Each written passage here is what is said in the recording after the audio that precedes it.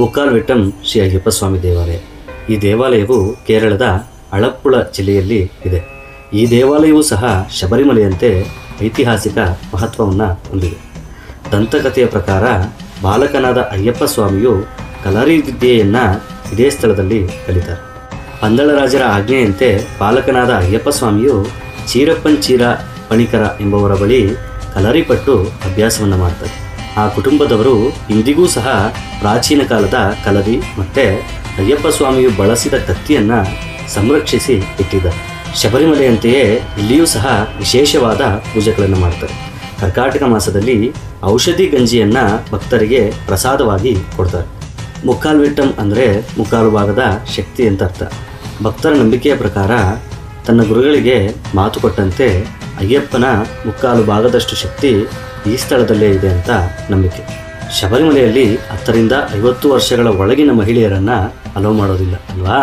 ಅಂತಹ ಮಹಿಳೆಯರು ಅಯ್ಯಪ್ಪ ಸ್ವಾಮಿಯನ್ನು ನೋಡಲೇಬೇಕು ಅನ್ನುವಂತಹ ಆಸೆ ಉಳ್ಳವರು ಈ ಮುಕ್ಕಾಲ್ವೆಟ್ಟಂ ಅಯ್ಯಪ್ಪ ಸ್ವಾಮಿಯ ದೇವಾಲಯವನ್ನು ದರ್ಶನವನ್ನು ಮಾಡಿದ್ರೆ ಶಬರಿಮಲೆಯಲ್ಲಿ ದರ್ಶನ ಮಾಡಿದ್ರೆ ಯಾವ ಫಲ ಸಿಗುತ್ತೋ ಅಂತಹ ಫಲ ಈ ದೇವಾಲಯದಲ್ಲಿ ಖಂಡಿತ ಸಿಗುತ್ತೆ.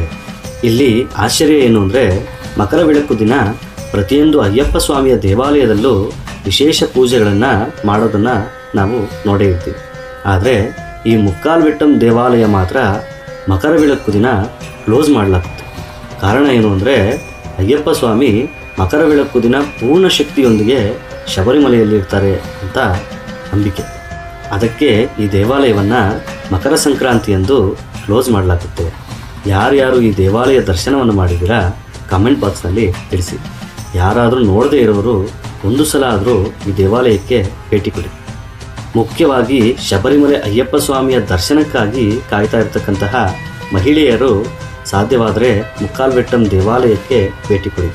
ಆಗದಿದ್ದಲ್ಲಿ ನಿಮ್ಮ ಮನೆಯ ಬಳಿ ಇರತಕ್ಕಂತಹ ಅಯ್ಯಪ್ಪ ಸ್ವಾಮಿಯ ದೇವಾಲಯವನ್ನು ದರ್ಶನ ಮಾಡಿ. ಖಂಡಿತವಾಗಲೂ ಅಯ್ಯಪ್ಪ ಸ್ವಾಮಿ ಒಳ್ಳೆಯದು ಮಾಡೇ ಮಾಡ್ತಾರೆ. ಭೂತನಾಥ ಸದಾನಂದ ಸರ್ವಭೂತ ದಯಾಪರ ರಕ್ಷ ರಕ್ಷ ಮಹಾಬಾಹು ಶಾಸ್ತ್ರೀಯ ತುಭ್ಯಂ ನಮೋ ನಮಃ. ನನ್ನ ಮನಸ್ಸಾಳುವ ರಸನೇ ಶರಣಮಯ್ಯಪ್ಪ.